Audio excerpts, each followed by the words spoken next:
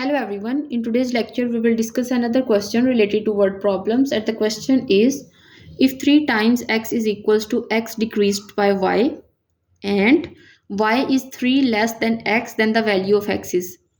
Actually, this given question or given statement contain two equations. The first one is if 3 times x is equals to x decreased by y. So it can be written as this one.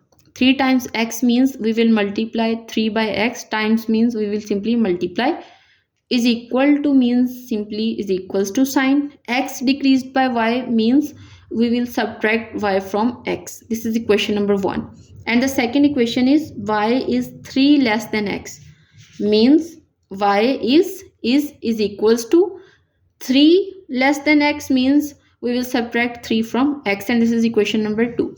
Now if we substitute equation number 2 into equation number 1, we will get this one like 3x as it is, that is equals to x minus the value of y from equation number 2. So we will write x minus 3, but here it will be converted into a positive sign because negative positive. Okay, we will, if we multiply two negatives together, then we will get positive 1.